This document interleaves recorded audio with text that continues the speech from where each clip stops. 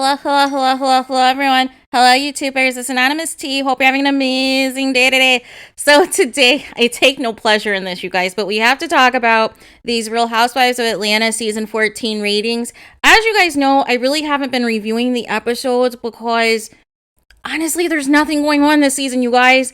And I am going to outline the problems this season and why the ratings are so terrible, you guys. I told you guys that this was going to happen. I told you guys that the show is not going to do well this season because they refuse to listen to the fans regardless of what they are telling you otherwise.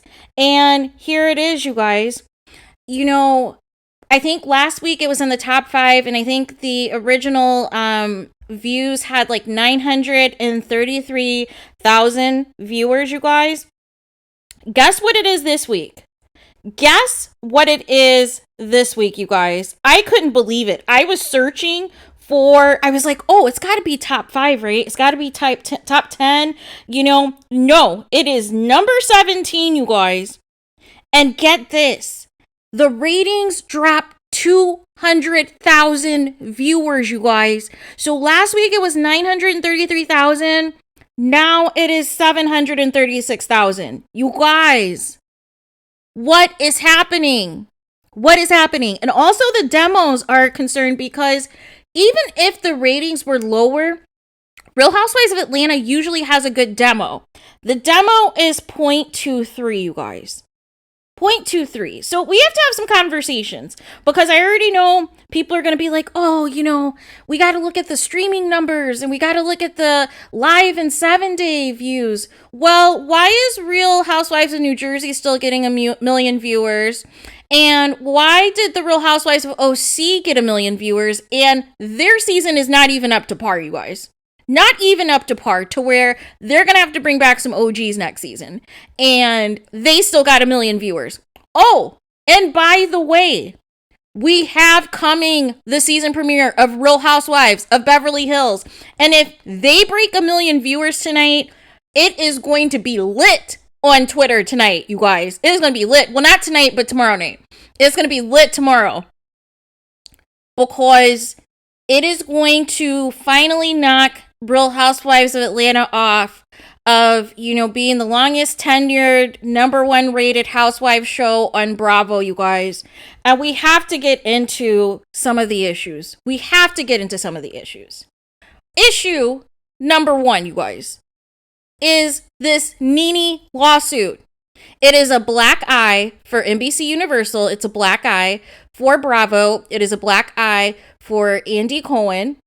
They can continue to saturate us with all these spinoffs for the Black Housewives, right? Because we had Portia spinoff, we had Candy spinoff, and we had like the little special with Karen Huger and everything else. They can do that to distract us.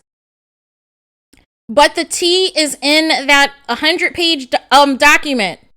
And some of what's happening now, NeNe said, happened when she was on the show. Which is the lack of money that Bravo does not put into Real Housewives of Atlanta compared to the other housewife shows, to the point that this season the women funded their own separate photo shoot because they were not happy with the crumbs that they were given by Bravo to do the original one, and didn't feel that it didn't do anything, it didn't give, and the fans called it out as well because it wasn't giving what it was supposed to. Another issue, you guys. Giving Marlo a peach. I'm sorry. Why did she need a peach after 10 years? I mean, I'm just trying to understand. Here's the thing. Let me ask you guys a question. If you're a manager of a company, are you going to pay a part-time employee a full-time salary?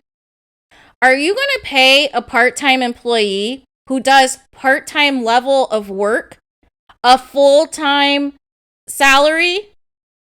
Offer them a full-time job and they're only giving you production based off of part-time work, you guys?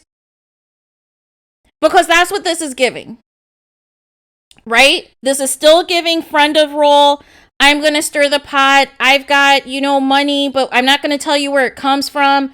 I still have a past. However, I'm not going to be open and transparent about it, but my mugshots are all over the place and everything else. Like, it is the same song and dance, you guys. It's the same song and dance. Next issue is the promotion. Is how overhyped Andy Cohen and Candy overhyped this season, you guys. Overhyped to the point that I knew it was not going to work. They were saying this was going to be about sisterhood. Everybody was getting along. Everybody was happy. Meanwhile, we are seeing disasters in these marriages. We are seeing Todd basically call his wife, something inappropriate, talking about they needed to change the mattress and the sheets and stuff because of all the people she slept with. Who says that about their wife? Seriously? So I don't know about that situation. That is not a good look. And it might even have to give validation to Mama Joyce that she might be onto something, because year 10 of what the terms and parameters of this prenup is going to be in effect pretty soon. And we're going to see what happens with Todd. If Todd is planning his exit, or if they're going to stick it out and maybe do an open marriage or something. But there's something shaky there. And we're still, going through this, nasty divorce that's happening with Kenya Moore and her ex. And he now wants like a piece of her property. The Ralph and Drew marriage is just a complete and utter disaster, you guys. Complete and utter disaster. And Sonia, while I like her, and I watched her reality show, I feel like we're getting the same storyline that we got on a reality show, which was she prioritizes her career and everything else over her marriage and over her family and everything else. Meanwhile, her husband, her fine husband, he wants more babies. And so it took forever for them to have the first child, and he still wants more kids. So it's starting to feel, that resentment if it keeps being a delay thing. But my point to this is nobody's happy on the show. None of these marriages are, anything to, it's stressful to watch, you guys. It's stressful and painful to watch if we're just keeping it a buck for all of these, relationships and everything else. But my problem with Andy was a couple of things. Andy promoted this as like there was going to be this sisterhood. Everybody got along. The only thing that they got right was new production, because they needed to go with a new production team. That was the only thing that they got right. Everything else is a disaster. Candy spent her time promoting, Candy and the Gang. She was on Wall Street. She was on all these shows. But instead of promoting her show, she's talking about Nene in all of her interviews. She's talking about how Phaedra's banned until Candy leaves the show, and was talking about Portia and comparing her show against Portia and everything else. And is even shouting out now Portia's baby daddy, because I guess he went to OLG the other day. But it was never about Candy selling Candy and the Gang. It was never about Candy selling season 14 of Real Housewives of Atlanta. And even she said herself on Watch What Happens Live that she was concerned about this season because she was worried with losing Cynthia and losing Portia that the show was not going to, be good. And she was right. She was right with her initial instincts. And then she tried to clean it up in the end and say that the show turned out great. No. You were correct with your first assessment that the show is not the same. Not to, be shady, but Portia's show, you guys, Portia's show alone, her spinoff, had more viewers than episode 2 of this season. By herself. She's had more viewers than Candy and the Gang. She's had more viewers than Real Housewives of Salt Lake City that was coming on at the same time. She's had more viewers than Real Housewives of Atlanta alone. And some of you can say, oh, it was because of the scandal and this and that and how her and Simon got together. But if you actually watched all of the episodes, there was a lot more drama that was happening that was beyond Portia and Simon's union. If we just want to keep it a buck, right? And then the ultimate mistake Andy made, because this was before we found out that, Nene was going to move forward with the lawsuit, was the question if, he was responding to the question if he would ever have a conversation, because Nene said she would like to have a conversation with Andy Cohen and Bravo and everything else to, address some of her concerns and some issues when she had previously called them out and whatnot. And he was like, oh, we're focused on Real Housewives of Atlanta season 14. No, no, no, no, no, no, no, no, no, no. You can't do that to your OG, Andy. You can't do that. Which leads me into more things, you guys. These storylines, we still have a storyline hangover from season 9 that we have to address. It's the elephant in the room. It's not about whether or not you're a Phaedra fan. The issue is there's a hole in the storyline. There's a hole. You guys thought that it was great she lost her job, but what does losing a job when you have 10 of them anyways really do, you guys? What does that mean? Okay, I've lost a job, but I still have 9 other ones that I have. So is that really shade to me? So there's that. But the issue is really she came out of it unscathed. And the problem was, had you just immediately did a special, even if she wasn't back season 10, even if you did a special to see whether or not she would even apologize to Kandi, whether or not she would give an opportunity to explain herself as to why she repeated that rumor to Portia, even though we know allegedly it's because of production, but that's a whole separate situation. But to at least see if there was any remorse, even if her and Kandi are never friends again, which pretty much now that's never going to happen, but at least the opportunity, you guys. There's so much drama now, and the effect of this, where I'm going with this, is that it just shows the power that Kandi has at Bravo. Whether we want to admit it or not, Sheree talked about it in the podcast with Carlos King, that, you know, basically, hey, we're here to put on a show. And the problem with this is it shows the power that Kandi has when she says, if you mess with the boss, you might get fired. So as a result of that, a lot of these housewives, they're not fully giving their all on these seasons anymore because of what happened to Phaedra. So that's another problem. If you can't fully be yourself because one of your cast members has the influence with the Bravo executives to say, hey, this person's not coming back. We can ban this person for 6 years. What are you're gonna be sucking up to Kandi, or you're not gonna cause too much beef with Kandi because you want to stay in her good graces so you don't get kicked off the show. Also, these housewives, some of these vets, you guys are mailing it in. This is the problem with stan culture, you guys. This is the problem with stan culture, and this applies across the board, whether you're celebrity, musician, actor, athlete, whatever you are. This is the problem with stan culture when people gas you up on social media. You get gassed up for something, you know, you're being praised for, you're making moves, you know, you made some, you know, cool shady comments, you made some meme worthy and gif worthy moments and this and that. And then the following season comes of, in this example, Real Housewives of Atlanta, and you phone it in. You give us nothing. We just went from celebrating you to now you're giving us nothing, and you're one of the highest paid people on the show. And it's like, okay, and so you call it out and say, hey, this was my fave. Why isn't she giving what she needs to give this season? But then that person gets attacked. And it's like, oh, you're just a hater, blah, blah, blah, blah, blah. You're just jealous of this person, blah, blah, blah, blah, blah, blah, blah. And it turns toxic. But the bottom line is, the person is right. The person is right that somebody is mailing it in. That people, once they got a certain amount of money, or once they started to, you know, fill themselves on this show, and it's happened even with housewives that are no longer on the show, right? Where they started to feel themselves, they started to feel like they were bigger on the show and everything else, and then ultimately they had to come crawling back to the show because other opportunities around them dried up.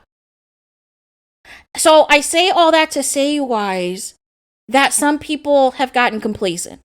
Some people have gotten too comfortable to the point that they're either doing this boring neutral stuff, or they're using other people to say the things that they're afraid to say on camera because they're scared of housewives Twitter, or, you know, they throw their rocks and hide their hands. Even though they know they could have confronted the situation directly, they still wanted to use other people to do their dirty work for them, like we don't see what it is.